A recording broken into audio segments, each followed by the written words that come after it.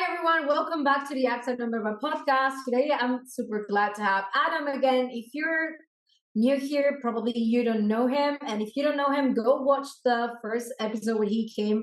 He was my first guest on my podcast. So I owe him a lot because he taught me a lot about podcasting. And we're going to be talking about podcasting as well because he is very much into it and it's part of his work. But for people who already know him, well, you already know him. He's black, but he has, I'm not going to say he's changed, but he's doing new things as well. He's always doing new things. So Adam is basically a digital nomad. He's also a traveler and he manages podcasts as well as his own. So we're going to be talking about all things travel, podcasting, and working from whatever you are in the world, and tips for travelers and how to spend less, how to get the good flights, and all of that. So Adam, thank you for coming. Welcome to the Acta Number the podcast. I'm Mechi, and here we'll talk about business, freelance, mindset, education, mental health, life, personal growth, and everything to help you overcome your fears, know yourself, and create the life and career of your dreams. Episodes in English and Spanish every week. How are you? I'm okay. It's strange for you to call me government name for because you introduced me as up4thechallenge. Oh my god! Yeah, well, he's up for the challenge. Adam, how do I call? I'm so well. Up? I don't call you up. I'm known as up by most people that I interact with. That's why it's really strange. And I'm like, oh yeah, shit, that's my name is Adam. Weird. I'm up. Well, it's the same for me. Like you never call me Mercedes. Like it's exactly. It's weird. So yeah. So I'm up for the challenge, which is what Mechi called me at the beginning. So you can, if you go back and look at the other podcast, I'm not a different. It's going to be in the title. So but yeah, I'm Mechi's worst fucking nightmare. I know I've sworn there. I apologize, Mechi. No, I am your worst nightmare. Oh no, because the thing is, because I will tell Mechi to put stuff on that she doesn't want to put on the podcast, and if you watch the first podcast, she'll notice that. But yeah, I do, as you say, I do a lot of different things. I do new things whenever there's a new thing to do, but I tend to keep doing the stuff that I was already doing as well. So I just keep adding plates on top of things. But yeah, I've become much more of a digital nomad since the last time I was on. I travel constantly. I've been to about 6 or 7 countries so far this year. Another trip planned to the US next month. I may randomly go to Portugal. Argentina. But I'm constantly traveling, and I'm always looking for flights or trains or whatever, because why the hell not? That's the big thing. So yeah. Yeah. Well, that's a question I always ask. I'm curious to ask you because I didn't ask you this question because when we first started the podcast, it was the first episode was all over the place because it was my first episode. But I never asked you this question, and I'm going to ask it to you now. Is what do I have to know about you to like understand what you're doing right now and why you do the things you do? And first, for the people who don't know what you do, can you explain a little more? Like I just gave a little introduction right there. Like, but what you do, because you do too many things. You write books, you have a podcast, you manage podcasts for other people. I mean, I think for the main one for most things is I get bored. So as mentioned just said, that I do different things. Yeah. So I have 15 of my own YouTube channels. And they range from I have 3 different podcasts now. One that's just me just talking to someone. It's just us fucking talking for no reason. Another one that is mental health, which actually we've just recorded, so go and check that out. It's good to talk. It'll be in the description. Yeah, it was weird saying how are you. Actually, to put that in the description. I will. And so as well as that, I also have a podcast on martial arts and self-defense, because I'm also I have my own self-defense system, which was recognized internationally about 6 or 7 years ago, and I'm a martial arts instructor and everything like that. I also have a couple of channels that are on education.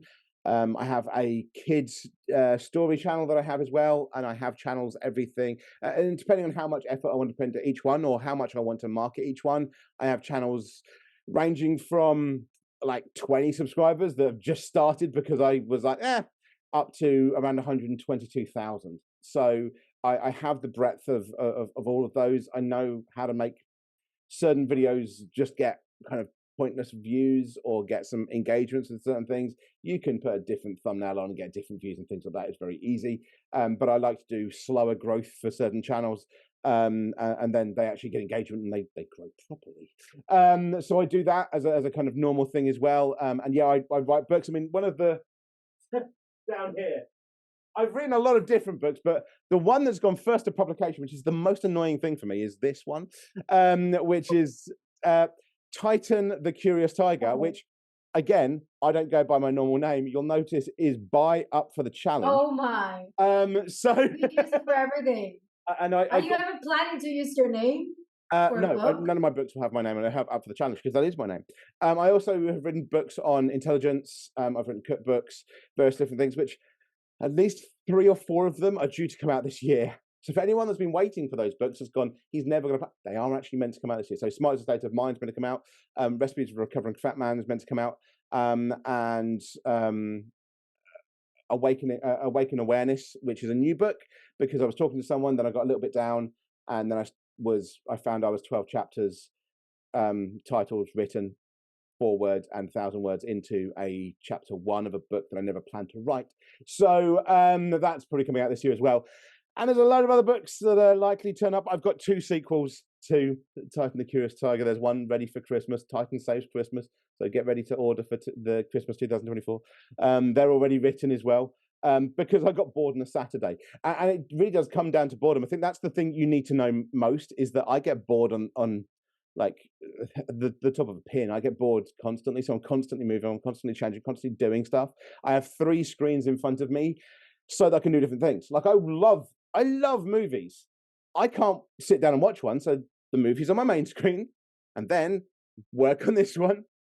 Travel stuff is on this one so that I can plan my next travel whilst doing work, whilst watching a film, because that's just how I do things. So the biggest thing is that I'm constantly moving, and I'm constantly wanting to do more and more, because I don't see why I should ever have to put anything down. There's stuff in the background. There's, for instance, if I get my finger in the right place, just there, that's a candle. I made that candle because I got bored.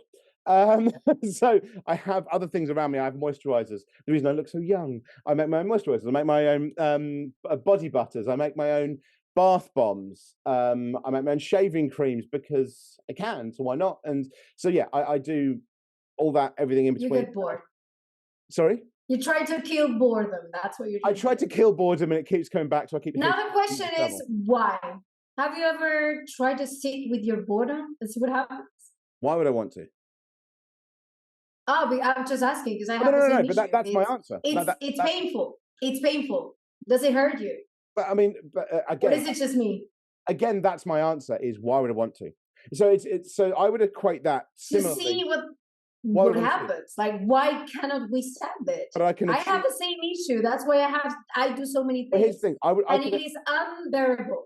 But I can achieve more and be more successful by not even bothering to equate that. In the time that I do understand that, but let me stop you right there. Yeah. One second. Doesn't it make you anxious? Just being bored makes your anxiety go through the roof. I don't let it stop. I don't let it hit. The second I feel... You don't let it in? As soon as something's happening, I'm going somewhere. I'm doing something. I'm writing something. Like I say, that book, Awaken Awareness, which is on mindfulness, I wrote that because I was having a down night. So I just wrote a book. Or started writing a book. Yeah, but... So I don't let it... You don't even allow it for a second. Why would I? So let me put it in these terms. So when I was younger, I remember me and my dad both saying to my mum about how beer, the taste of beer, is an acquired taste. And my mother's response was, why would I want to acquire it if I don't like it at first? That's the same with me and boredom. Why would I want to sit with it and discuss it? And I just, no, it's done. I'll move on. I'll do something else. Wait, I didn't like beer first time I tried it. Now I like it. Cool. I have, but I don't want to find that. When I can achieve something in the momentary time that it would take me to sit with any kind of boredom, I could have come up with a title of a book. I could have drawn something. I could have checked the analytics to make sure that I've got thumbnails right. It's wasted time. Are you sure? Yes. It's time wasted. It's time not spent on something, so it's wasted time for me. Well, it depends on what bores you and what you define as boredom. Everything. Like boredom. maybe boredom. I'm trying to say, like, my idea of boredom is like I'm not doing anything. I'm just thinking. but then you're not getting bored because you're thinking, or you're analyzing yourself, or you're thinking about something you want to do, or planning something. But like, do you ever have your mind like, shut up No. for a while? Like, do you ever do that? I despise silence. I don't, there's not a person alive I hate more than I do to silence. So a number of years ago, when I was with my ex, I was at a wedding of a friend of mine from university, and it was on a commune thing, and there was no TV and there was no radio.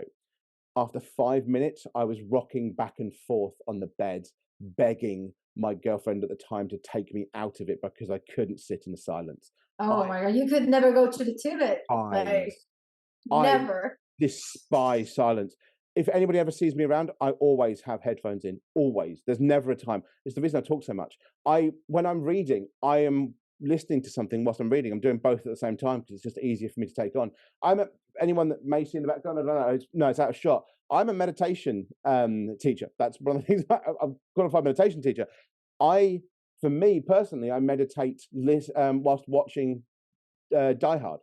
So I have Die Hard on in the background whilst I'm meditating. I need you to explain that. But wait, before we move on to that, because I want to get there, something I wanted to ask you before I lose the question is, like, you write, I write, that's something we have in common. And many people who listen to the podcast, especially those who listen from America, they're also copywriters and writers. Yep. So I would like to ask you, like, because I know you write super fast and you're able to finish a book pretty quickly. What's the secret, or if you have any method or anything that can help people? I mean, there's probably some unfortunateness to that. Is that one at the baseline to it? It's just how my mind works. Unfortunately, that's that. I mean, I'm sure there's other things I can mention, but at the base to it, it would be very hard to write at my speed because that's just the way I think. And I think if you try and speed up beyond your normal way of doing things, actually, that would be the first tip, is to actually don't try and go faster than you are capable to do, because you can go faster by going slower sometimes. So I find a lot of people, if they're trying to write, they'll try and write maybe at a speed that isn't what they can do because TikTok has told them they can, or some podcast said if you do these tips. And the thing is that if people write at a speed beyond what they can because they just need to get words down, what they end up doing is having to go over that 50 different times, and then, no, that's not right, that's not quite right, that's not the right wording, I wanted this, that, and that, and that ends up being more of a problem. If you can write at a certain speed, that's the speed you should write at, but then take out little things along the way. So have a way of being able to create your thoughts beforehand. So the biggest thing that I do, that is something that anyone can do, is I free flow my writing. I don't have a process of back and forth. I just write.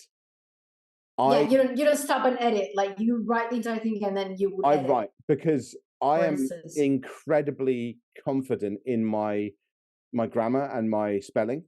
That's of course going to go wrong. It will go wrong for everybody. There are books out there with mistakes, but I find that I've honed that, and I think that for most people, if you can hone a way of being able to free flow writing, that's going to be the biggest thing that speeds you up at your speed. And again, I reiterate that it should be at your speed, but if you can free flow write at your speed, you'll notice that you're writing faster because you're not questioning yourself.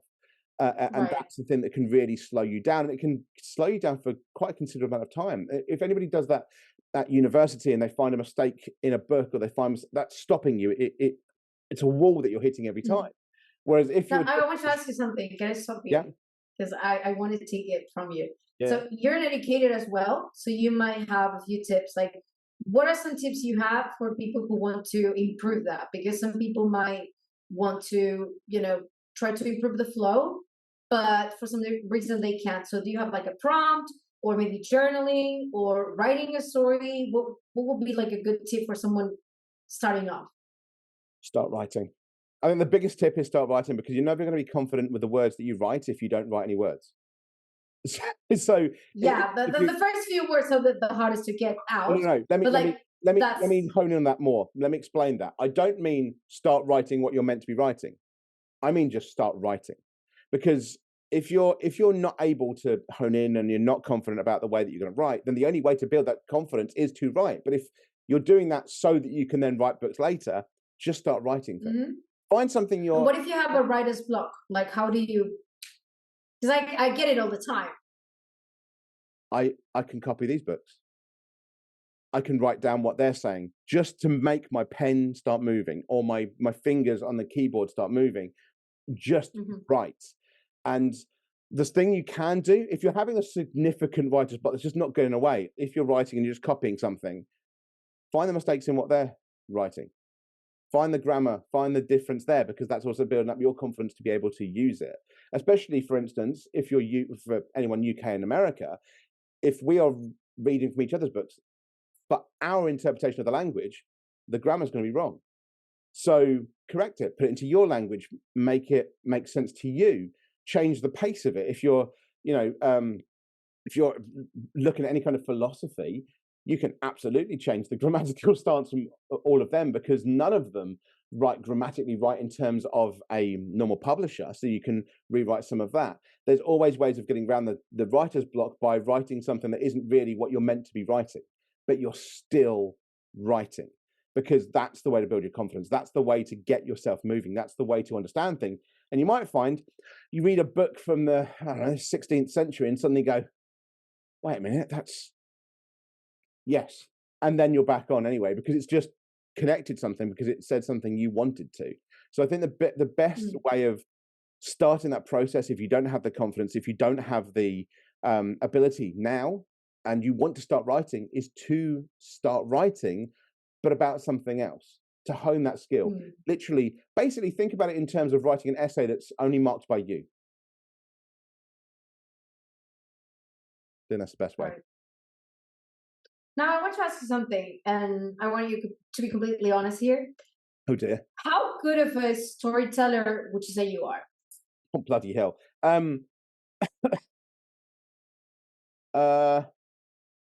Define storyteller. How engaging are you able to make the text? Okay, so you don't have to be Shakespeare to be a good storyteller. You can write like an idiot and still be a good storyteller. My reasoning for asking that was, if I'm writing for an adult audience, then in terms of how I write is very different to, say, a kid's book.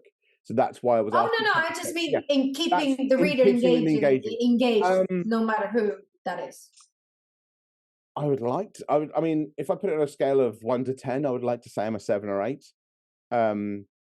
Only people like you can verify that, because you're one of the only people that's read adult words that I've put onto a page. So, like, I would say you're good. I would say you're good. And that's where I was trying to go to, because I have a point right there. Okay. So the other day I was talking to a friend of mine. She's a copywriter, fellow ADHD. She travels around the world all the time. She's pretty much like you and I. And I would make the case that maybe I'm a little biased because she's one of my best friends, but she is hands down one of the best storytellers I've ever read. She's really, really good. She has a blog, and she talks about feminism and veganism and things she enjoys, and traveling and marketing as well, and ethical marketing and all of the things she likes. So, but it is so compelling the way she writes that, it's really, it's hard to keep someone with ADHD reading. So if you're a good storyteller, you're able to keep someone with ADHD reading. Yeah. So that to me says a lot about the person who's writing, and she's really good. And we were talking about that. And I was like asking her, like, Patty, how do you do it? She's from Argentina, by the way. But I was like, how are you so good with stories? And she's like, it all comes down to experiences. I travel a lot. I had a lot of trauma. So I would say that the more experiences you live, the better you become at telling stories, because you live through more things. So you then tell to your friends, and you develop that muscle. And you are someone who also travels a lot, and also who's been through a lot of shit. and a lot of cool stuff as well. So you have many stories to tell. So I think that there's a lot to squeeze there. Let's say in a way. So you could do a lot with that. So would you say that experiences really make you a better writer or a better storyteller? So I'd say absolutely not. No. I think that you can write better stories. I don't think they make you a better storyteller. So I write the same. My style of writing hasn't really changed since I was at university. Um, I got called. I think that the way of writing that I have, that I was called once by one of my lecturers, was a mix between Nietzsche and Badiou, which is basically I use a lot of big words in really long sentences, which is basically what it is. But my storytelling style, I think you find that at a very young age. So I think you can learn to become a good storyteller. But if you are a very good storyteller, naturally, then I think you've already found that. Now, your experiences that you have can change and develop how that story is told, what you add on, how it develops further, but that's not the same thing. You can tell better stories, you're not a better storyteller. You are already a good storyteller. Now you have better Oh stories yeah. to tell. And that's Oh yeah, it's true. that's the thing. And so I would say experiences mean you can write about more things, but it doesn't Yeah, mean but you know what? doesn't mean yeah. Well, what is it then? Because like when I travel, I realize, for example, whenever I go to my place in the world is Patagonia. For some reason, when I go there, it's like my creativity goes through the roof, and that's where I write the best things when I'm there. For some reason, I don't know, if I'm surrounded by mountains and forests. For some reason, my creativity it changes a lot. The way I write, the way I think, that everything in me changes, Hmm. and it's me traveling Yeah. to a certain place in this case. But I don't think it boils down to Patagonia only. I will make the case that if I go to I don't know, when I'm moving right now to touring in the middle of the Alps, I also feel like not in the middle of the city, but if I go to the mountains, I would experience the same thing. So I do think that there is something to traveling and writing, because too many storytellers or too many authors, they traveled a lot. So there has to be something there. They could tell stories already, and then they traveled, and so their stories got better because they traveled and they were telling better stories. That's my point. They could always tell stories. It's just that nobody give a shit beforehand because they had nothing to say. But They don't you feel like inspiration plays a role there? um Like maybe you're more inspired in a different place. Like if you're not like me, for example, you don't like the city so much, you don't feel so inspired here. I mean, for me personally, I can write anywhere at any time, at any point. I tend to write better at certain times of day. That's a truth for me. But I would say that Mm. the reason that you find people that are traveling are able to tell better stories again is not because it's made them better storytellers. It's because they finally have something to say, Yeah, and they yeah, probably that's true. said a lot of different things beforehand that nobody ever listened to. It's a bit like YouTubers that come out of nowhere. They've been going for a decade. It's just that you didn't like them before. It's the same thing. Hmm. There's a lot of people that have slogged away, comedians, actors, everything else, that have just come out of nowhere. No, they haven't. They've been doing it for a long ass time. It's just that they've got better at acting. They've learned how to edit better as YouTubers. They've had more experiences as writers. I don't think that it necessarily improves your ability to do it. It just means that you have something to finally write about, because nothing else made sense before. Mm. Yeah, it's true. So yeah. Now, coming back to the traveling and all of that, Yep. where have you been lately? And Okay. what's like your experience and tips for people traveling? Like, for example, me, I'm moving to Europe, Yep. as you know. So, what are like your top tips for people? Like, let's say for especially not I'm not talking about tourism, and we're gonna make the case Yeah. you Yeah. tourism versus traveling. But for someone who actually wants to go and stay somewhere, like how do you find cheaper accommodation? Like especially if you're working, like do you usually stay at a hostel, hotels, or Airbnb, Booking.com? Like I want to know the I 411 on that because I'm doing it I mean, the first thing and is I need I'm the tips. the first thing is I'm never using booking.com. But so, I mean, the first thing is I will stay anywhere. And I have stayed everywhere, Airbnbs, hostels, hotels. For instance, the last 2 countries I went to, I was in a hotel in one of them and in a hostel in the next. So it's, as the biggest thing for me, because I'm working, is do they have decent internet? And Yeah. everywhere. But how do you find that? Like, the worst do you internet, have like a platform? So no, so it's the worst internet possible of any country I've been to, and this includes the middle of the desert, is America. The only time I've ever had issues with editing is America. It has the worst internet possibly I've come across, and that includes third world countries. It's absolutely terrible. The editing software and uploads and downloads to certain platforms actually messes with the stuff you're trying to edit. So I know that now, which means if I am going to America, for instance, I have to be in a hotel because anything else does not have a good enough internet for me to do anything. If I'm in a hostel and I'm in Europe, cool, I'm good. I can use the Wi-Fi.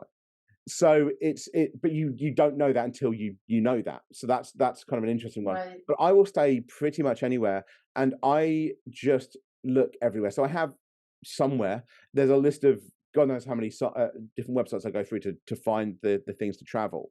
But I also use that in terms of traveling where I'm staying. So when I'm staying somewhere, the biggest tips I'd have is listen to what other people have said, for one. Understand what you want to spend money on. That's the big one, because the travel and where you stay kind of come together, and potentially the food. So those are the 3 things for me: food, where you want to stay, and travel. They're all the same thing, really, because one of them's taking the hit with money, and one of them is your big one for money. Now, for me, most people will know that I couldn't care less about how I travel. If a donkey can fly, I'm going to go on it if it's cheap. Like, because the whole point is, if it's an hour away, if it's 9 hours away, whatever. Like, if I get onto a flight to the US, it's 9 hours, and yeah, everyone's going to go shout Delta, Delta, Delta. Cool. You're not as safe as, for instance, Virgin Atlantic, and I can get a Virgin Atlantic flight, which is safer, better accommodation, more leg room, better food. One of them is about a fifth of the cost. But if you only have in your mind, I want to spend money on this, then that's all you're going to spend money on. So you need to figure out, what do you want to spend money on? Is it important for you if you're going somewhere for 2 weeks? Do you really care about how good the flight is? You might do. You might be a very nervous flyer. And so for you personally, you really need that comfort. And that's absolutely fine, because you know that. But then what's taking the hit? Is it the food? Is it and there's also ways around of getting better food, which I can go into, or is it the accommodation? Now, for certain places, it doesn't really matter, because accommodation is incredibly cheap. If you're, for instance, I just went to Estonia. I was in a hotel that had its own personal sauna ensuite off of my bathroom. So it's my own sauna just for me. And it was £30 a night. So sometimes it doesn't matter. Wait. I need to stop you. Where did you find that? And this is the question I asked you. Where do you find the good deals when it comes to staying? Because especially for someone who wants to stay, have a longer stay, especially someone like, who's like working and traveling. Let's say I want to go and spend an entire month in it, because I don't want to, be a tourist. I want to get to know the place, the culture, the people. So a month even is too little for me. But this is also my point, though. So you need to know where you're going to spend the money to know when to stop. So, for instance, I find these deals because I don't stop looking. I'm just goddamn stingy. Now, there's some people out there going, "You're not that much," because I've seen you give away money on Twitch. I still am. So I will be incredibly stingy with it. And for instance, I don't care where I sleep. I don't care what the flight is. Half the time, I'm not even that concerned about the food, but that's probably the priority, is the experience. So if I'm going somewhere, I want to be able to afford, maybe for instance, when I went to Jordan, I want to be able to have the experiences of going and seeing Petra, of staying with the Bedouin in Wadi Rum, to going to spend money on a taxi to take me from the Dead Sea to Moses Mound. That is where my money wanted to go. So I knew that when I was looking at accommodation, I had to keep looking. And that's the big difference. Most people do not, because most people have I kind of, right, well, I want to have this kind of comfort, I want to have this. And so that determines when they stop looking. And that's kind of the secret for me, is I don't stop looking. And then I will find over time, and again, I have somewhere a list of about 12 to 15 websites for my flights. So I will just keep going through them till I find the one I want. And you start to develop. I need that list. So for instance, I just got a flight to Denver, Colorado, because I'm going on to Vegas from there for next month, May, which is starting to be peak season. That summer, it's under £100, and because of the way that I use the site, I also get a free VIP lounge entrance thrown in for absolutely nothing. That's because you're in the UK. But can you do it from other countries? Yes. VPN. So that's the thing as well. VPN is your biggest friend, because the UK, does not matter where you are, the UK has the cheapest flights, even with your airlines, hands down. But that's what I mean. So you have to decide, where's your money going to be spent? And if you're someone that's going, right, well, I don't care, I can sleep in a cardboard box. Keep looking. There is somewhere. Mm-hmm. There always is somewhere. Now, an easy kind of shortcut for a lot of people, hostel world. And I use this. No, let me stop you right there, because I don't have much experience with hostels. And the other day I saw a friend. She's a traveler, and she's now going to a cruise. She takes she's a photographer, and she takes pictures, and she's going to in this cruise that is going to all the way to Canada, from Miami to Canada. They're going to see they're going all the way. They're coming back from. I think they go from the East Coast to the West Coast, or the other way around. Like, they do like an entire round trip. For an entire month.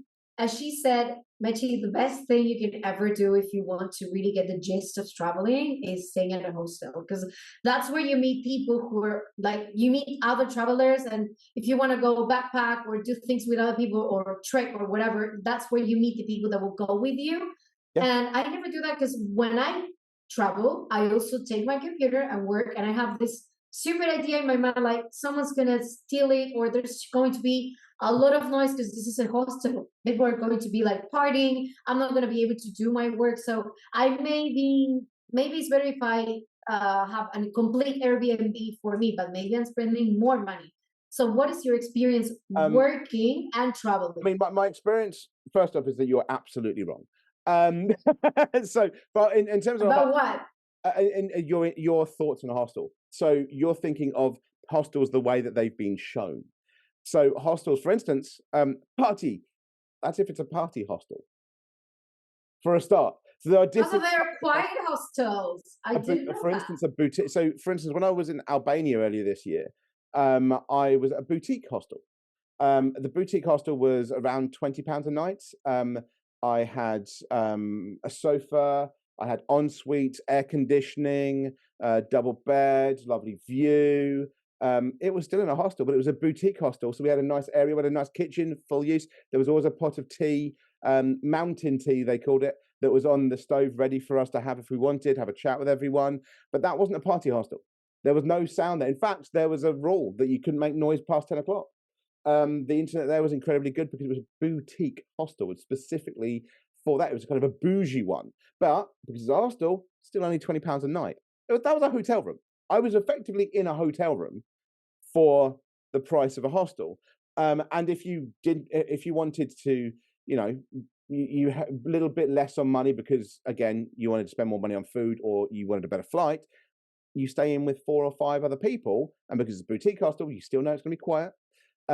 All hostels have some kind of security for you to put your laptop, everything in. And it'd be very obvious if somebody tries to steal an entire metal thing off of the wall. Somebody might notice that. So that's always absolutely fine. I mean, I take my laptop everywhere. I take my laptop, I take my mic, I have my phone, I take recording equipment, I take it everywhere. But hostels are incredibly good. Now, when I was in Latvia, for instance, recently, this is the last place I was in, I basically went there on a whim. So I just needed someone to stay, and I was like, you know what? Fuck it.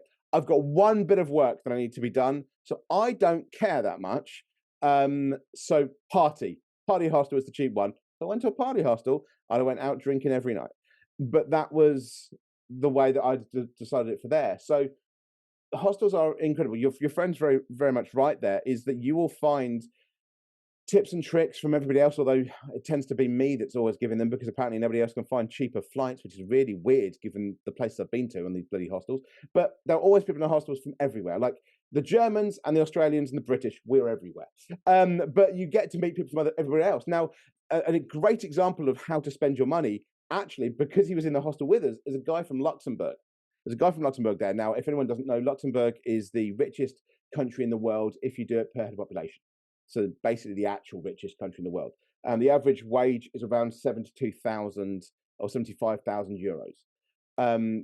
That's the average wage. So this guy, he was from Luxembourg.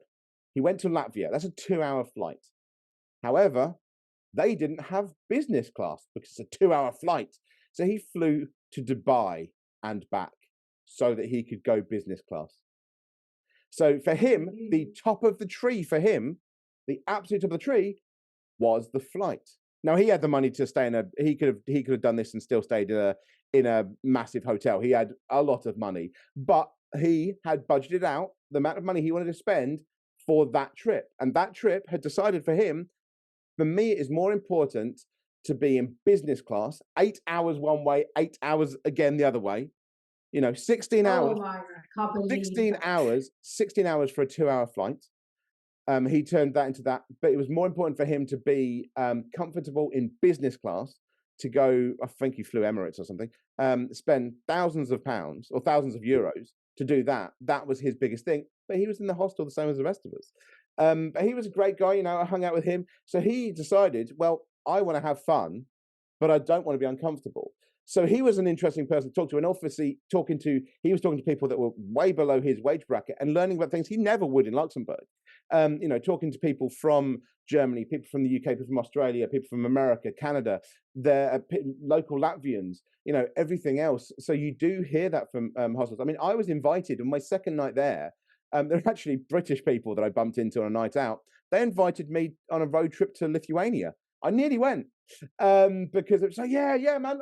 You seem great. We're going. 2 guys have dropped out. If you want to come, we're going to set off at like 8 o'clock. You can come with us. We're just going to drive to Lithuania. I'm like, and I nearly went because why not? But you meet those kind of people in hostels.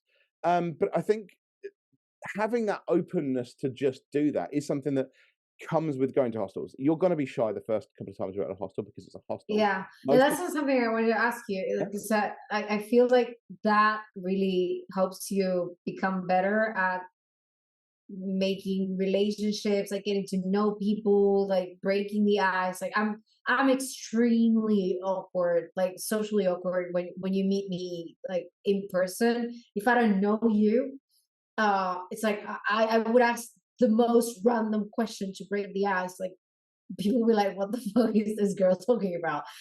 So I feel like I don't know what I would do in a place like that. Like how do you like start a conversation like that? But yeah, the first thing is, I would say, I mean, that's the reason I started learning copywriting. That's because I'm socially awkward. That's why I studied marketing. So personally, for the first time in a hostel, I would take a 2-pronged attack on it. If you are someone that's socially awkward, is you go to a party hostel, you throw yourself into the fire, but you have a private room. Because you always have somewhere to retire to away from everybody else. But also, the big thing about party hostels is they tend to have events. So, for instance, in Latvia, they had, I went and had the Rambo package where we went to a shooting range and everyone was shooting. They also had drinks every weekend night, or some other things that you can do. When I was in Slovakia, in Bratislava, they had drinks every night, but they also had a lunch that you could go on, and they had other different things. So those kind of things, for instance, a lunch in Bratislava, or the gun thing in Riga, the advantage there is it's less people, and the people that may be just or maybe a little bit more awkward anyway, and they're chatting in their little groups. Or if you want to go on a night out because you want to drink, nobody there knows each other because they've all just randomly gone out for a drink together. So that gives you that ability to just go, yeah, I'll do this. But again, in the night. Wait, here comes the selfish question. I need to ask this. But if you places where you've been to where there's like mountains, so you feel like you can find people to go hike with or trek with, rock You climb can with find people to do in anything. those places.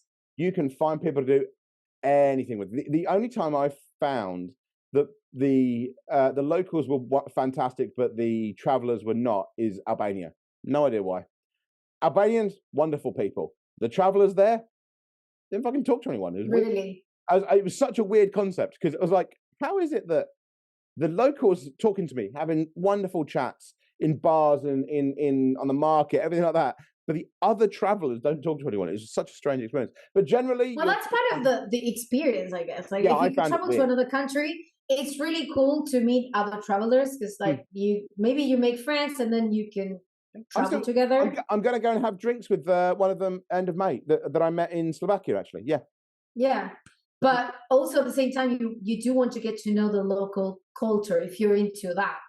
Yeah, and that's the difference to tourist and traveler. That's the big one. But I mean, yeah, you're absolutely right. I mean, someone I met in Helsinki messaged me the other day. You know, how you doing? I'm off to spend some time in the desert in Morocco. I'm meeting up with someone I met in Slovakia to have drinks at the end of the month. There's different people I've met at different times, but then I'm very much someone that is up for just being spontaneous, and I think that's why I'd say throw yourself in the deep end, but with kind of a life raft, so you have that ability. And hey, it's going to be a bit more expensive because it's a personal room, but it's still going to be cheaper than everywhere else because it's a hostel. Yeah, but you get to work there. Like maybe you take your computer and it's cheaper than a hotel. So Oh, absolutely. I mean, you get to know people. You get the entire experience, and you get to work as well. When I was in Latvia, I had that one bit of work. Now the internet wasn't great, but the person on reception was like, "Hey, if you have any issues, let me know. I'll open up my unlimited internet, and you can hotspot from my phone." So I still got my stuff done. I still got my work done. It still went up on time, even in a bad internet area in around part of Latvia. It's that still happens. I mean, I even got internet when I was in the middle of Wadi Rum in Jordan, and I mean, I was in the middle of the desert. We were driving half an hour to go in, like, but there was still pinging off of phones for like so many miles. You still got something. So you'll find. I mean, there was when I was in Wadi Rum, for instance, I stayed with the Bedouin. There was a Dutch girl who actually was married to one of the Bedouin, and she spent 6 months out there, and she was like digital nomad, but she was working in the tents, the same as the rest of us. So there's always a way of doing it, but again, a lot of it you have to be comfortable, because if you make that list of those three, or however you want to do it, if you work that out wrong, it will never feel right. So if you have the food, accommodation, and travel, and you end up going, well, this is the cheapest I could find because you stopped of like travel, and let's say, for instance, as I discussed it with someone the other day, first class flights to Australia and back might cost you 20,000, but actually they should only be 5. I just don't stop looking. Now you have 15,000 less. Now you have a lot less. Now you maybe wanted to be in a nicer hotel because you're with someone, or you wanted more privacy, or you wanted to guarantee your internet usage, things like that. But you don't have that anymore because you only had a specific budget for this travel. If you're constantly traveling, you will probably find that you'll have the same in every place, or you'll take advantage of local deals. So that's where you keep looking for, again, personal personal sauna in my own room that I was doing twice a day, sauna twice a day every day when I was there. Fucking straight away, let's get in the sauna because it's there. £30 a night. Now you can't get that kind of if you're in the UK in a personal. You can't beat that. Not even Argentina, I think. Yeah. So you find these things because you keep looking. Because I was like, maybe the hostels aren't as good there. Maybe I don't know about this one, about that one. But I don't want to be out of it. But do you check like online? Like you just go to Google and see like hotels. So hostel. I was going to say Hostel World is a big one for hostels. Now, Hostel World. There's other things you can use, but Hostel World is a great one because it's reviewed by other travelers. Like the reviews on there are made by people that stayed in those hostels. So it's not, but what do you think about Airbnb, for example? You said Booking.com, no way.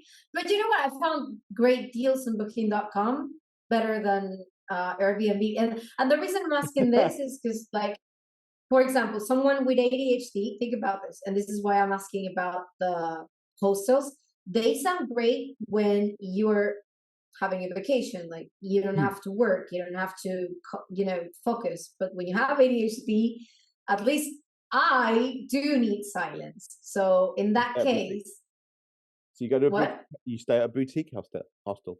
That's my point. So it's still cheaper than Airbnb. Absolutely. I mean, because so the first thing I would say is you didn't find the cheapest price. You found a price cheaper than what you'd looked at previously. That's what booking.com relies on. And all of those sites, you never find the cheapest price because they don't have the cheapest price. Half of them actually have a dearer price than if you just went to the goddamn website of the place that's on booking.com half the time, because they're having to pay a price out to be on booking.com. So actually, that even, though I would never use, for the first thing, Airbnb, there's a lot of illegality issues around Airbnb anyway, the world over. You're not protected with a lot of things, and they can pretty much just take your money after you've left because someone decides that you ruined it or whatever. I would not use Airbnb as much as maybe when I was younger and I hadn't traveled as much. Even security wise, I hear that they have like cameras, stuff like that. Like, oh yeah, Airbnb. I know people who have like issues with that, like Airbnb, the owners of the house like coming in and acting weird. Because there's no protection under the law for Airbnb, because Airbnb isn't really classed as anything. That's why there's so many issues legality wise. That's what I mean. Because no one's law is really set up for it. It's a bit like when Uber first turned up. It's a nightmare really.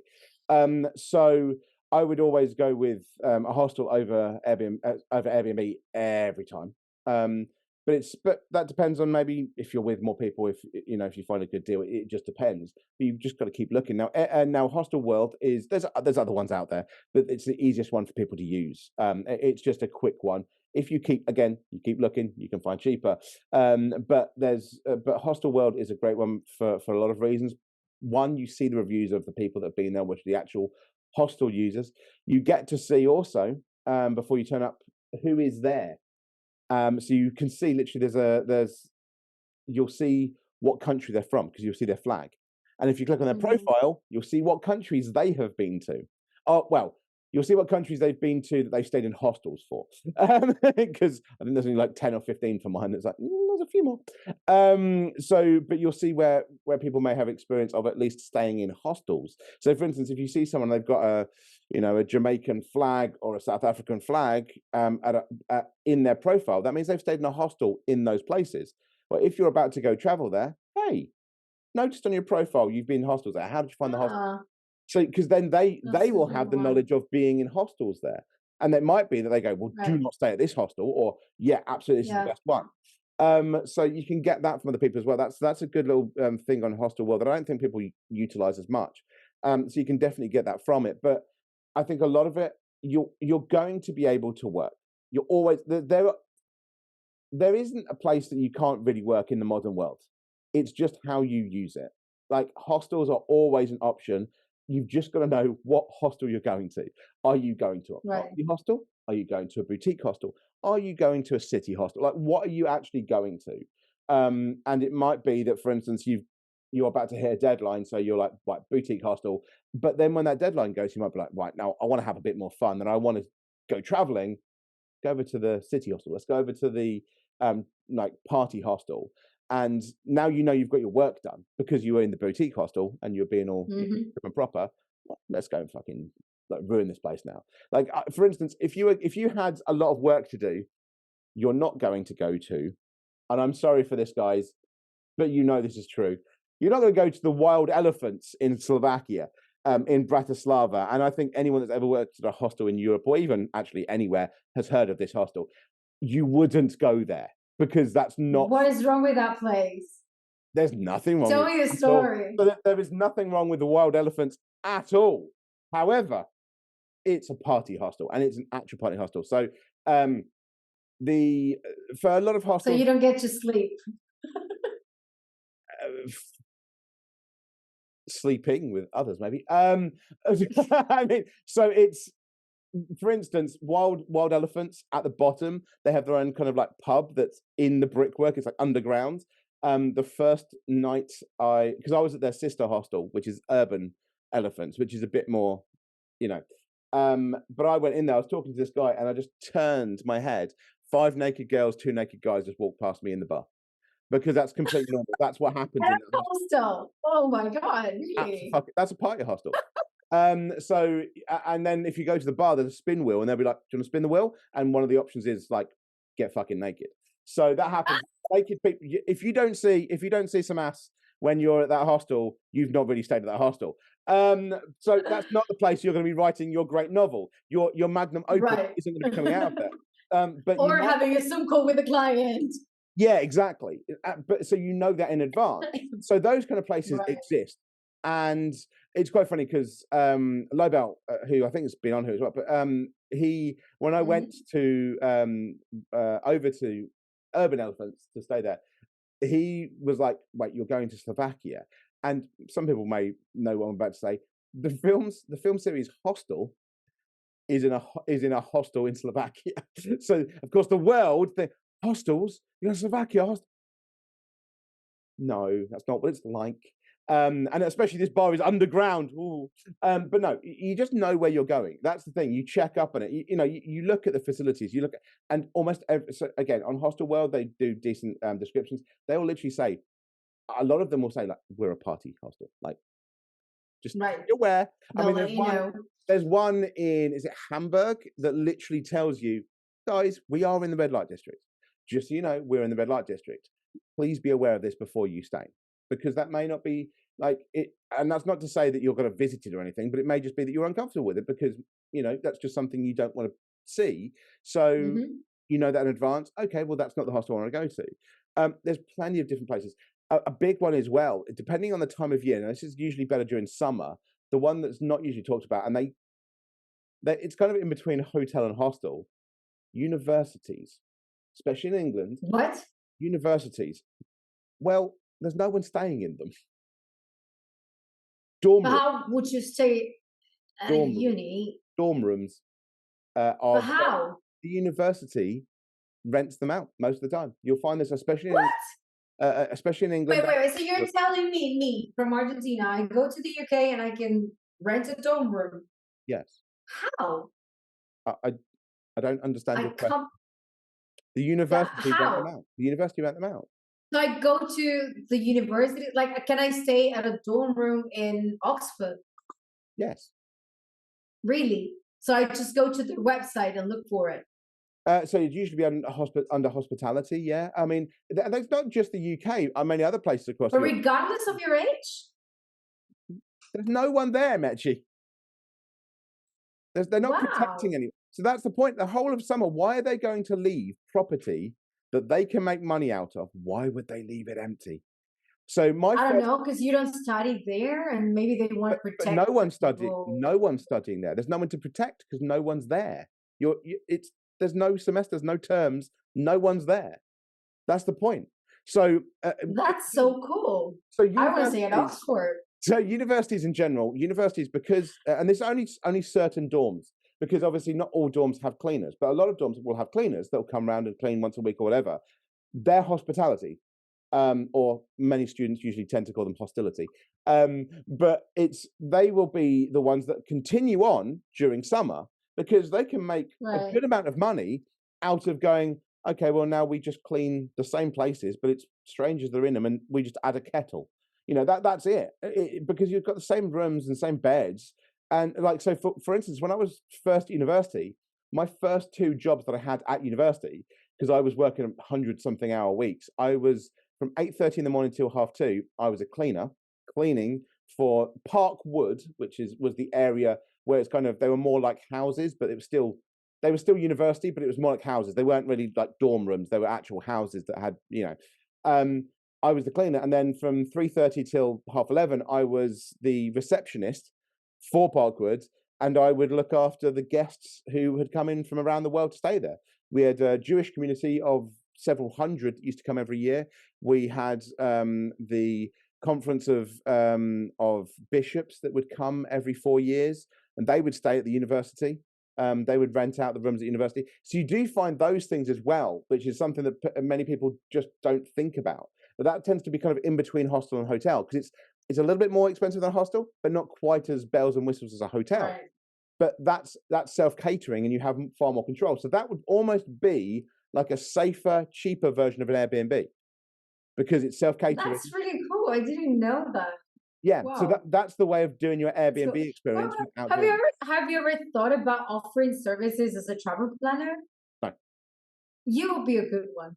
They can stay with I it. want you to plan my next travel. Like, if I do it, I'm gonna contact you, because if I do it, I know I'm gonna leave money on the table. Like, I know it. I mean, I saved a mutual friend of ours $1,000 by booking a holiday for him that he was about to book. Yeah, that's why I'm reaching out to you for my next trip. Like, I am. It is. I mean, it's crazy the amount of different things you can do. I mean, so and that's Oh, for you. You helped me with the trip in Italy. Like, you saved me a lot of money. Yeah, but I just kept saying why, and eventually we did some stuff. I mean, I could have kept checking, I could have saved you more, but you know, we were trying to get you out here quick. So I mean, it's. But you did say you made some money. Yeah, I but mean, wait, before we continue on this, is like we went on a we always go on a tangent, but there's something I want to ask you that is connected to what you do, your work and traveling and all of it that we were talking about is some of the you know the things you work with is podcasts. You have your own podcast and you manage other people's podcasts, right? Yeah. So my question is, like, maybe staying at hostels, maybe it helped to become I don't know, maybe better at interviewing people or talking to people or starting conversations and stuff like that, right? Did that in a way translate into your work? I think my mental health is the reason for that, because I mask, and so I just talk. Yeah. I think that's, if I'm honest, that's probably, but I would actually say that it would likely do that. So for instance, I don't know if I talked about this last time I was on, but a few years ago, I went traveling with complete strangers that I met at a bar in London. And I had them on both of my podcasts, both my self-defense and martial arts podcast and my normal mental health podcast. And I effectively said to them, guys, the hell are you doing? Like, that was the podcast we did, you know, and because I took my equipment with me and just recorded the podcast, and those were just strangers. So once you can talk to strangers, it is definitely true that you can then do the podcast. I happened to do it with the strangers themselves. In fact, I did three podcasts, I think, in fact, with them. And you know, this was in 3 different countries, because we were traveling around, because I just made them never go back to work. But you know, I think if you can talk to strangers, then you can definitely do a podcast, because that's kind of what a podcast is. And more. You've just like, got it opens up so many doors. Like, once you overcome that fear, because for some people it's like fear, or they're just like anxious about doing that, and you're missing out on, you know, getting to know people that might potentially become your friends, or people you might work with, or whatever. I mean, I've stayed in the house, like the house that they were in, of someone that I met through a podcast, Lobo. Like, I stayed in his house, and you know, we met on a podcast. He was on my podcast from my mental health charity. So yeah, he's been here too. So yeah, so it's you know, that's the thing. It's you can just meet people through that, and I mean, I do it the other way around. Like I say, I meet the strangers and then put them on the podcast. But you know, you can do that, and I think being in those hostels, being in those places. I mean, I've talked about Yes Theory before, but I mean, Yes Theory is seek discomfort is kind of their tagline, and seeking that discomfort can be amazing. You can find people that you can just travel the world with. I mean, I was in 4 different countries with these people, and I met them in a pub in London. Like, in fact, do you still keep contact with them, with the people you meet? Yeah, we have a WhatsApp group. Or... There's a WhatsApp group that we occasionally post in, but not as much. And I mean, 2 of them actually, because it was 2 people, and it ended up being 4 people, because we met 2 more Brits in a bar in Budapest and carried on with them. So there's even more people, even more strangers that we just randomly met. You know, I think if you're open to that. Now, obviously, there's the big thing that most people always say is, yes, but you're a guy and you don't. You know, I'm well aware, but I think that's in a way too much, and it's a very good excuse for a lot of people. Is that, well, you're 6'2" and big, and you can do this and do that. Yeah, but that's a great excuse. You know, that just because. I mean, it's easier. Like, you don't have the same. Absolutely, no. Maybe you don't have the same fears I may have, but that's still not an excuse. Because I have friends of mine, like this girl I told you, one of my best friends. Yeah. She's a traveler. She's always staying at hostels, and she's like, Mechi, like I hitchhiked all the way across from Brazil to Argentina and no issue at all. Well, And also, I wouldn't do that, but she did. I mean, especially in Western Europe, the stats disagree with it being easier. The stats actually state you're more likely to be the victim of a violent crime if you are a young, fit male. You are not more likely if you're female at all. So but there's a perception where you go, right? Yeah. There's a perception that this is going to happen, and that perception is, and I mean, that's based on certain things, obviously, but the perception is not always right. So it's a very easy way to give yourself a reason not to do something. But the same question I ponder to you a lot is just why? Why are you really not doing it? Because that's not it. That's the reason you found. It's not the reason that's true. So yeah, I would always say that. Now I want to ask you something because I don't want to take much of your time, but I do want to ask you this. So coming back to the podcast, like what are some tips you have? Because you on your podcast, you've had we talked about this on the podcast, which is recorded for your podcast. But you had in your second episode, you had Call Me Chris, who has how many followers? So on TikTok, it's like 40-50 million. On YouTube, it's over 10 million. Okay, so we're talking about a very big creator. This was your second podcast episode. Second or third, yeah. The heck did you pull that off? And what are some tips you have for people who have a podcast or want to start a podcast and they don't have one right now? Yeah, I mean, it's second or third to be specific. I can't remember exactly now. I mean, the biggest thing for me, one, obviously she wasn't as big as she is now then, but she was still big. The biggest thing, just ask. And I know that sounds so like, well, obviously, but the amount of people that worry about asking and so never do, well, you're never going to get anybody if you never ask. That's the first thing, is just be prepared to just keep asking. It's the Barney from How I Met Your Mother approach. Keep asking everything. Never watched that series. Oh, okay. So where he's so I mean, I'm not saying his womanizing is a good thing here, by the way, people. I'm just going to give you an example. He basically hits on every girl in the bar because eventually one of them will say yes. Same approach. If you keep reaching out to big people, to different talented people, someone's going to say yes because someone's going to say worst thing, they say no. So and it doesn't matter. What's the worst thing can happen? Well, the thing is, the worst thing is likely they don't even say no, because the worst thing is they're probably not going to respond to you. The other thing is actually talk like yourself. Like if this person is a big person, let's say it's a TV person or a big YouTuber or whatever, they've heard every single pitch. Guess what? They all sound insane. They all sound the same because no one actually talks themselves. They just pitch. Just don't pitch. Just ask them.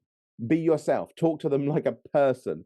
I got Chris by just asking her. I didn't go, "Hi, Chris. I have seen you for this. I am doing." No, I just asked her, and that's the biggest thing because you stand out. The person that's not being the professional is the one that stands out because you're the one that actually bothers to interact with them. And on top of that, actually know anything about them. Don't be a late night TV host that says they've got a new film coming out and this and that. No, actually understand it. Like if you're going to ask a YouTuber, spend several hours watching their stuff. Understand who they are. Right. For two reasons. One, you actually really know whether you genuinely want them on. And two, you can bring up shit that they probably forgot about. That a fan, because you will become one if you watch them for long enough, a fan knows. And that's the difference. You become someone who is genuinely a fan, who genuinely can interact. And you can use that in the way that you talk to them as well. And that's how you want to interact. And that's what makes an interesting podcast. Because if it's like surface level, it's like, it's boring. People who follow them already know all of this answer. So it doesn't make sense. Like if you bring something different to the table, the podcast is going to be therefore more interesting to listen to. Absolutely. I mean, I just DM'd Call Me Chris on Instagram. See, I couldn't even do a pitch. There was no space to do a pitch if I wanted to. So I just DM'd her on Instagram and just went from there. Now, would she be able to do that again now? I don't know. She's probably a lot bigger with her boyfriend is also a big YouTuber. There's probably some issues in trying to get her on stuff now, unless you're certain size. But doesn't mean you shouldn't try for someone like her. And that's really important. And the big one for starting or wanting to do stuff, and for the podcast, and I say this to everyone, including everyone that has a podcast, just start talking. Because I'm going to say, just start writing and just start talking. Yeah. Just start. I'm going to say this, and it may seem mean to some people, but I don't like the way that Mechi does the questions. I don't like questions like that. Now, I will ask questions, but the big difference here is Mechi also has a very different podcast that's for different things. For me personally, I want to just have, mine is a more kind of people podcast. Conversational. Yeah. And I think if you are someone that just wants to start a podcast, that's probably the reason you want to start it. For most people, it's a conversational one because you've seen one like it on TikTok or whatever, you've seen a clip. Actually just have a discussion. Don't have a list of questions. I've been on other people's podcasts where they've wanted to give me the questions in advance, and I've told them not to give them to me because there's no reality to it then. I didn't come up with questions for this podcast today. Actually, this podcast was super, and lately all of my podcasts are super selfish because I literally ask questions that I have. Like I literally ask you, like, how do I find a cheap hostel? How do I know because this is something that is going to come help and ask me. Maybe it helps someone, but maybe it helps someone else, which is why I'm doing it. That's absolutely true. I mean, I never know what I'm going to say until the podcast starts. Now, again, that's very much into my personality as well, but I have absolutely no idea. And especially, this is a big one when you're dealing with, as you've just said, when you're dealing with bigger names, YouTubers, TV hosts, whatever it is. Because guess what? They've heard every other question you've just made for them. If you have no idea what you're going to say, then there's no way you're going to say something they've heard before. And that's the point. If you just come up with something on the fly, out of nowhere, because of the dog they've got in the background or the color of their top, where they go, whatever it is, you've just come up with that. That's an actual conversation that you might have with someone, and they're going to relax real quick because they're just talking to someone. Whereas if you're going, well, your latest film, or I saw in this this YouTube collaboration that you did, like for instance, there might be like, oh, here we go again. The easiest and the best one, especially for my mental health one, I find, because this is never asked to anyone big, is, hey, how you doing today? You all right? And then go from there, because they're going to tell you how the day is. And so for me specifically, and again, this is a mental health podcast thing, but I don't let people get away with that if I don't think they're being any kind of honest. So if it's like, yeah, it's been okay. No. Okay, so how you actually doing? Like, and I've always been like that, because that actually gets conversation, because that's the stuff I want to go into, is the state of someone's mental health, anything like that. Right. Because they've never been asked that. No one gives a shit usually. So that's the answer they have, is I'm fine, whatever. No. Come on. How you doing? Vent. Let them just talk. Right. Let them just vent. Let them say whatever they need to, because that's the important thing. That's the best way of starting it in my mind. By the way, if it's a good question. It's a good starter, especially for a mental health podcast. Yeah, and I mean, if you're just any kind of conversation, just being like, if you're just doing a normal conversational one, you don't really know what other direction you're going for, ask them what they had for breakfast, because it will. What if they're like me and they don't remember? Even better, because they will be completely. What do you remember? Well, because if you're just going, hey, thank you for coming on. What you have for breakfast? They will not know what to say, even if they will never expect that question. They won't know what to say, and they'll suddenly just going to go, and you'll see their entire body from being tense and to just suddenly go, what the hell did I have for breakfast? And that's it. Stuff from you. I will. Because that's you put someone at ease, because they have no idea what the hell's going on. So their entire body will just detense. It just does that. Wait, what did you have for breakfast today? I didn't. Oh, you didn't? I already knew you were going to ask me that before you asked it, so doesn't quite work that way. And we've been talking for a while. This is the start of a podcast. It's the very start, because at the very start, if they don't know who you are, and they're like, okay, so yes, let's be very professional. Wait, what?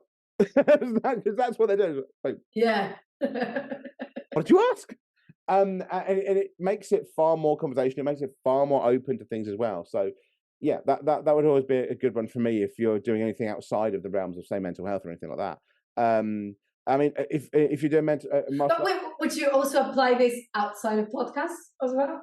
You can do. It depends on what you're doing. I mean, if you're meeting someone in a hostel for the first time, you probably know. What did you have of it? I mean, if you meet someone in there's plenty of Germans. You know why I'm asking this? Like, I suck at small talk. Like, I'm really, really bad. This is why I have a podcast, because I'm not good with small talk. Yeah. So it's so random for me. I mean, if you're in a podcast, fucking hell, my mind just went. If you're in real life, we're talking about real life right now. All real. It's all real. This is real life. This is real life too. I like Tron. You know what I mean? I watched Tron as a kid, right? But no. So when you're in a hostel, it can be difficult to kind of get that barrier down. Honestly, it depends on where in the hostel you're talking to someone. So, for instance, if you're around the dinner table that's been put up where you're having breakfast, probably not a good time to talk to them. Or it may be, if they seem open to it, then that's almost you're in. If you're in the lounge, sorry guys, what do you know what the hell like happens daily here? If you've not seen them before, because you could pretend you're brand new there. So, is there anything to like do around here? I don't know if are you new in today? Oh, right, okay, and then you just get into, oh, you're new today. Where are you from? Just asking questions that aren't necessarily questions about them is always a good one. Like, when did you get in? Mm-hmm. Oh, where have you come from before this? Oh, you've just been. Are you doing the same thing as everyone else? You're going around these countries. Oh, yeah, fair enough. Because people don't just stop. Some people with certain mental health issues may stop, but most people don't just stop. So it starts a conversation, and even if they stop, their friend that's probably with them, because most people don't solo travel, some do. They'll probably start talking to you instead. Even better if there's a random beer pong. Just go in and start throwing fucking. You know what? It just made me realize something. I just had a realization. Well, not a realization. I knew this already, but I forgot about this about me. I know why I suck at small talk. I feel like I'm annoying people, because most of the times when people do approach me, they do annoy me. Because like most of the times I'm using this. This is canceling noise, right? Yep. That doesn't mean that I don't like to talk to people, but I'm not very friendly in real life. Only with some people, it depends. Like, I have to be open. Like, I don't know, for instance, let's say neighbors. I don't talk to my neighbors.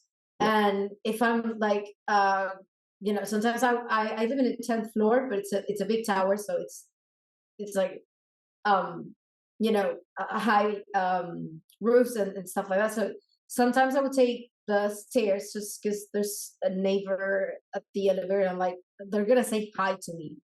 I don't want to say hi back to them, so I'm gonna take the stairs, and so I feel like, but when you're traveling, you do want to get to know people, because you're at a different setting, right? But you come with that chip that you feel like people, like, if people don't know you, when they talk to you, if you approach them, you're probably going to annoy them. So better not talk to them. I feel that's why I'm really bad at, because like if they talk to me or if I talk to them, I just ask them like, where can I go? And it's an actual question, not me trying to make friends, like me literally trying to find where to go.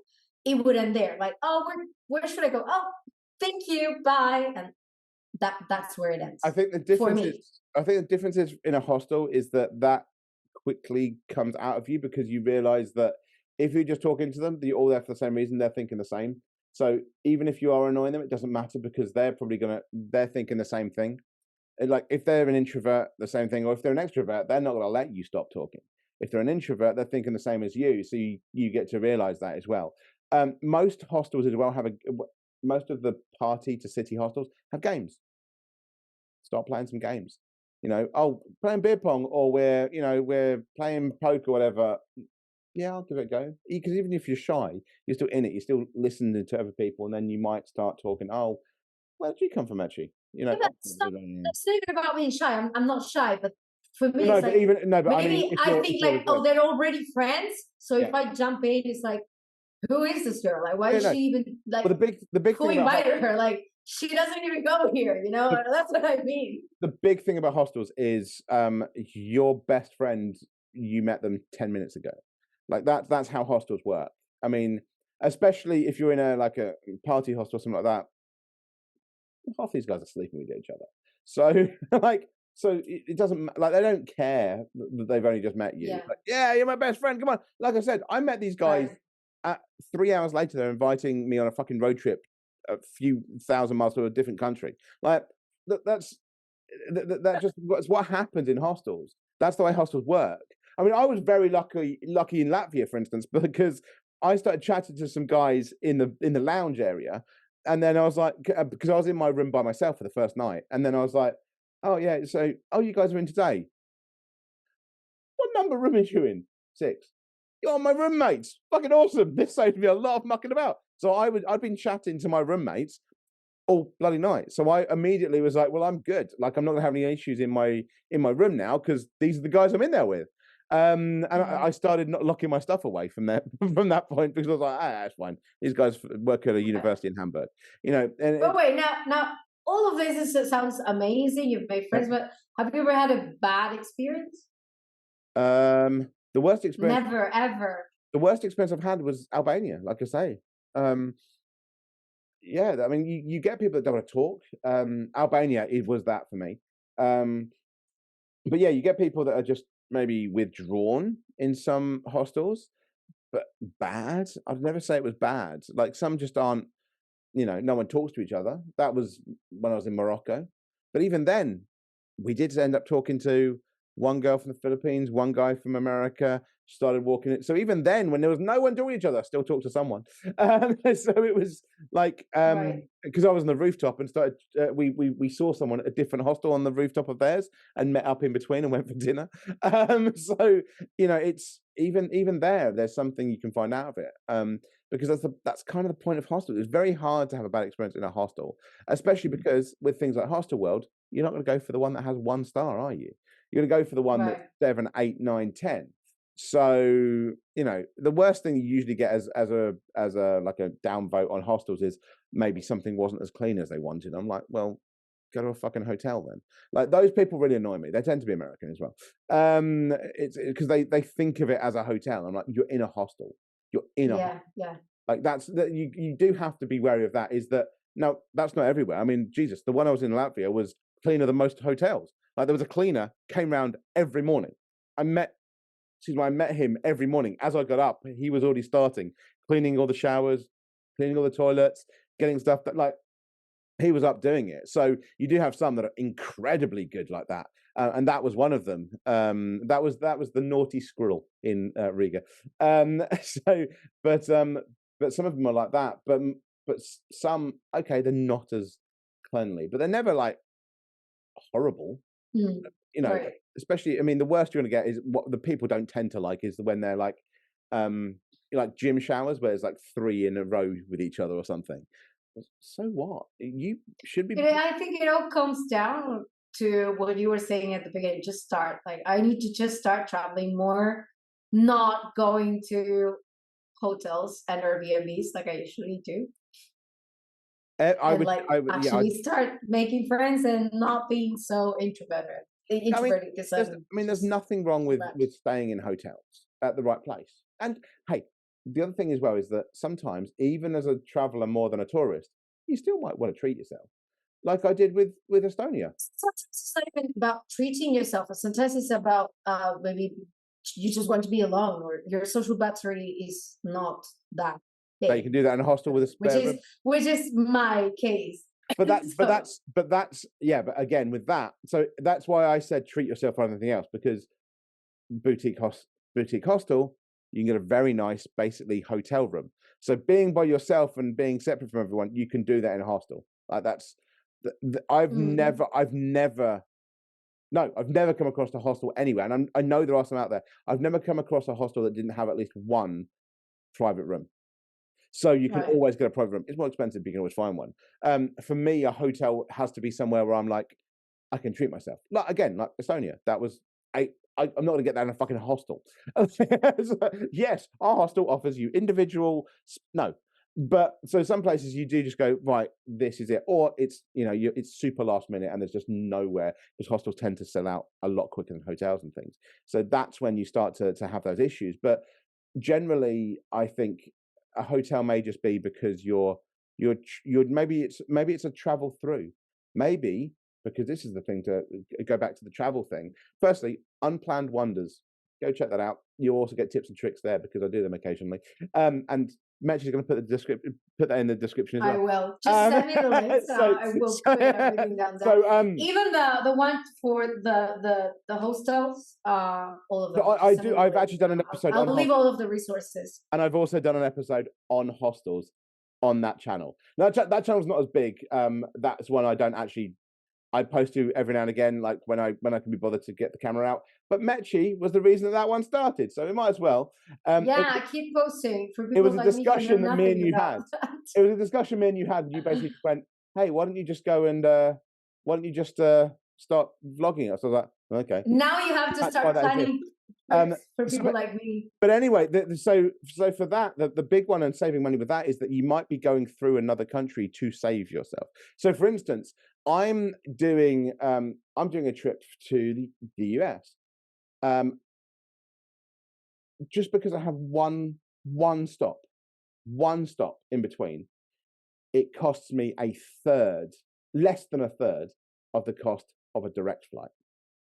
So sometimes you might be doing a hotel because you've got a day or 2 days or whatever, where you're like, well, I don't want to go in a hostel because this isn't where I'm actually going in the end. So that may be when you spend a bit more and go to a hotel and treat yourself, because you've just made a shitload of money. Like, I've saved £400 by going via including the hotel. So for my layover, I'm actually not staying anywhere. I'm just gonna stay up, because I'll sleep on the plane. Oh, okay. But if I wanted to, I'm staying there for long enough. I could just get a hotel there. I've actually got quite a short window that I'm there, but a lot of them, for instance, I could have saved even more money if I'd have had a 17-hour layover in Toronto. Now, at that point, you may want to get a hotel. Well, you're now saving £500-600. Get the bloody hotel. Treat yourself. Why go to a hostel? Wait, I need to ask you something. Now I'm real curious right now. Do you travel with a carry-on, or do you're not the type, you don't come across to me like the type of person who travels with, I guess so. This. It's just a backpack. So, and anyone going, and it's not that big. It's not that big, by the way. It's plenty big. It's plenty big. So, for anyone out there that's going to go, oh, well, I can't fit everything in there. I went round literally the world, 3 different continents with this. I had all of my podcasting equipment, my laptop, everything, clothes. For 7 months, I traveled with this.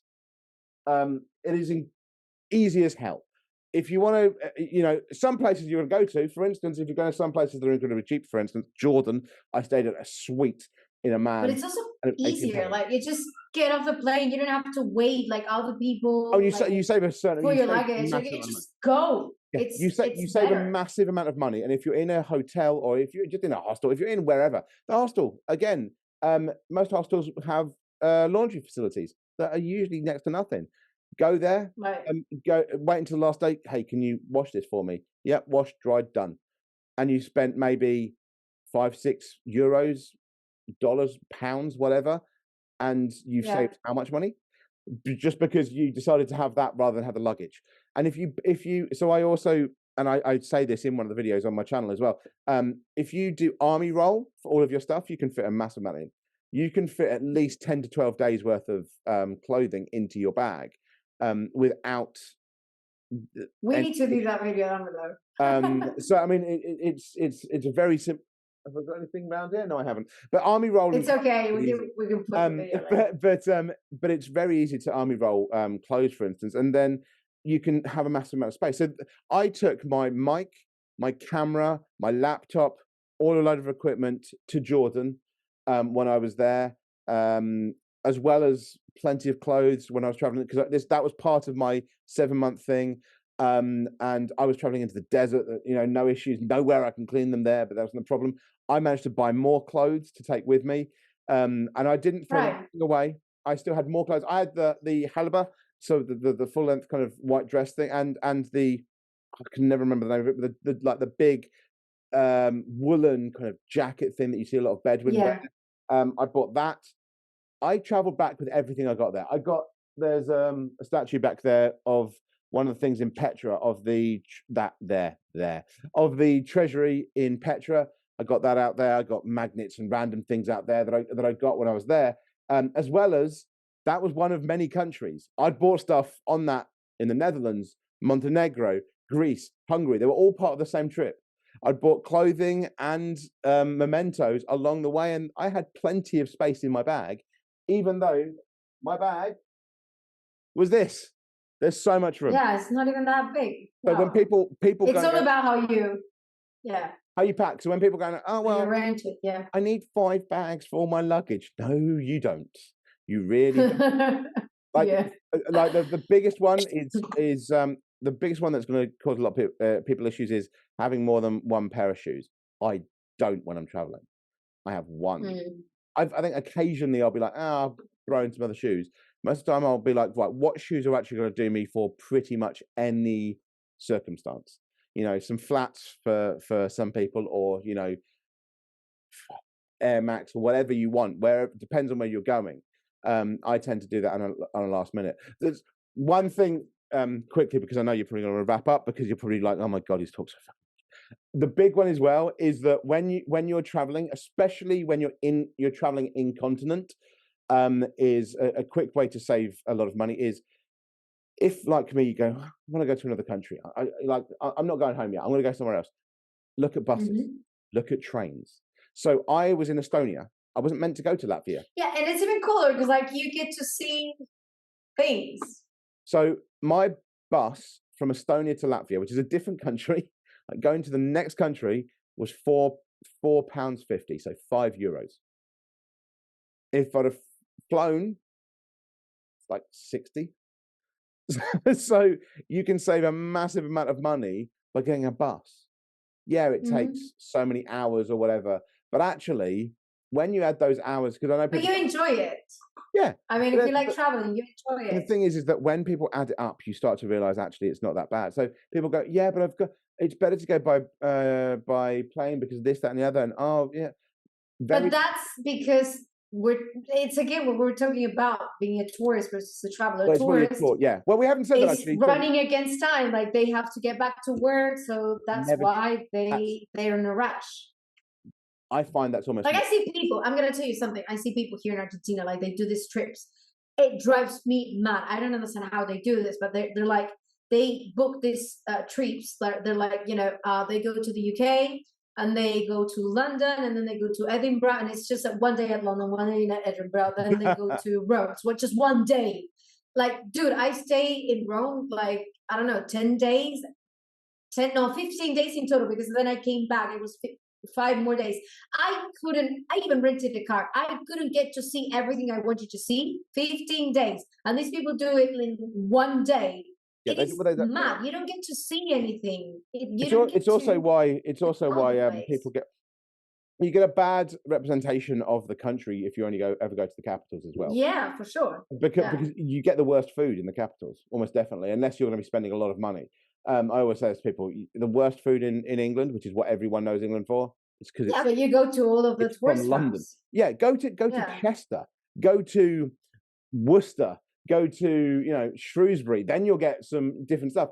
But I mean, if you go, the big thing with the buses, for instance, for me, is that people will go, oh yeah, but it's so long. I'm like, yeah, but you need to get to the airport 2 hours in advance. You need to go through security. You need to do this. You need to do that. Then you go through the same amount of time. I'm just on a bus, so that's the big one for me. Right. You do that's see true. More things, and the difference for tourists and travelers for me is that tourists will only go to certain places; they'll never see anything. Travelers just start walking in a direction. That's the big difference. Is tourists know where they're going, travelers have no idea, and that's the thing that's important. Is travelers don't want to know where they're going. Yeah, they probably have like 1 or 2 buildings that they're like, if you're in Paris, a traveler's still going to look at the Eiffel Tower, but then they're going to go, of course. But then they're going to go, that road. They're not going to go, right, now I must go on the metro and get to the, no. Travelers just gone, right, I've seen that. next, left, right, coin, right. Like that's the way you do it as a traveler. That's the big difference I found is tourists know exactly where they're going and travelers have no idea. And because they have no idea, they find more. You find way more when you'll just start walking. I'll stop talking now. No, I don't want to take much of your time. I was like, this is going to be super long, but I would like to finish off by asking you if there's anything else that I didn't ask you that you would have liked me to, or anything you want to close with. I mean, in general, there's so many things. That's the problem. If just one, please. I just know. one. If we did this properly, you know, this would be a 24-hour episode, and you'd still learn nothing. But I think the biggest thing for me is if you want to be a tourist, that's fine. If you are a tourist, don't be a traveler. If you want to be a traveler, keep looking. Do not stop. Do not get caught in those booking.coms, Skyscanner, blah blah blah blah. If you're going to use things like that, you told me about Skyscanner. What's wrong with it now? There's nothing. Wait until I finish my sentence, woman. Okay. Skyscanner, booking.com. They are your starting point. They are the most expensive you want to pay. And I am pretty sure I said this to you when I introduced you to Skyscanner as well. They are the most expensive you want to pay. I have ADHD. Yeah. Most people take Most people will take them as the cheapest because it's the cheapest they've ever seen. But that's not the case. That's just the start of your journey because it just goes, okay, this is how much it is. Well, I can get it for cheaper than that. Like, if I was to ask someone, for instance, how much they want to spend to get to the US and back, which is a trip I'm doing next month, so I know how much it's costing, they're going to start at £1,000. I'm doing it for less than 600, and I'm coming back from 2 different states. I'm going into Colorado, coming back from Vegas. So it's just understanding that those are your starting points. That is the most expensive you want to pay. And with that, if you're using any of those, 100% use a VPN and go into an English server. And I have absolutely zero goddamn idea to why, but having been in several different countries in different continents that are far, far poorer, I can tell you that it's still cheaper to book a flight. It's still cheaper to book a flight from a UK server than it is any country I've been to, and I've been to a lot. Wait, when you travel, let's say you're, I don't know, in America, and then you're like, you know what? Actually, I want to stop traveling right now. I want to go somewhere else. I want to go to Canada. Would you still, being in America, you would be using a VPN, right? Yes. And that will still be cheaper. Yes. Even if you're in America. America's in. That's such a America's in the US. No. Sorry. No. The reason it's a weird question is because America is probably the most expensive place on earth you can book a flight. But that's the question I'm asking. It's like you would use a VPN. Absolutely, I would never book a flight in America. I'd be. You know what you need to do? You need a fucking VPN service to be sponsoring you. And well, NordVPN just because. Don't name them. No, they're not paying you. Don't name them. Well, no, but they're the ones I use. So sponsor him. I mean, so very, very quickly. Sorry, because you brought up VPNs. The last time I was in the US, it was a very funny thing because I met a friend of a friend, and we started talking about this, and because people, especially in America, where things are just so expensive when you're traveling, they just did not kind of get it or believe me, and I just went, 2 seconds, VPN, London. Okay, where are we going? And I just showed them my phone and started showing them prices. And just went, name, because I literally challenged them. I just went, name a country. Like, this isn't a one-off. Wait, I need to ask you something. You didn't take the chip off your phone or anything like that and then turn on the VPN? No, you just turn on the VPN. And did they try it in front of you? So here's the thing. So I did it with a few different people. There's a thing with the chips. That's something I know. I don't know if with everything, but for some reason I have used VPNs and on my phone, and for some reasons sometimes they didn't work. I don't know if that's because I have a chip from Argentina. I don't know. That should make absolutely no difference whatsoever because the VPN is literally somewhere else. No, that was the shit VPN you used. So, but okay, then don't use ExpressVPN. Or it's just a bad connection, because if you don't have a good connection to the internet, then it can't use it to then VPN you. So you need to have a decent internet off. So that's the biggest issue. If you don't have a good internet connection, your VPN is going to be a problem. But so I did it with a few people and literally showed them in front, and just went, look. I mean, I even did it at a basketball game. Somebody had said, oh yeah, well, I don't think you can beat this price. I've just done this for me and my partner. It's like 1,400. We're going here, return. I just went, give me a minute. 326. And I showed him that it was the same airline that he was about to go on. And I did it for 326, and it was 1,400. Why is that? Taxes. Probably. Well, we get massive taxes in the UK. So my flight out to the US, for instance. But yeah, you say that, but it's still cheaper. So yeah. But I mean, it's because because our taxes are more expensive than our flights. In the US, both are expensive. But I did have someone literally. I was telling someone, we were around almost like a campfire in someone's back garden, and I was telling him about it. And this is the guy that traveled a lot anyway, and he was about to do a load of trips, and he just went, "What is it?" And he was like proactive, and he just downloaded a VPN whilst we were talking and started doing it. And then just went, and you could see his face go, "The fuck, you've just." And then I've heard like he saved thousands, tens of thousands of dollars from using. Not even any other tricks I have. None of the websites that I have, nothing else. Just the VPN alone has saved him that much money without. You should write a book about that. Yeah, so he's your next book. So that's the big one. Anyway, I will stop now. Yeah, otherwise it's going to be too long. Adam, thank you for being here. And if someone's listening still, thank you for still being here. Thank you, Adam, for coming. And I'm going to leave all of the links below. So yeah, feel free to go watch him. I'm sure you're going to learn a lot from him. So thank you. Thanks. Thank you for coming.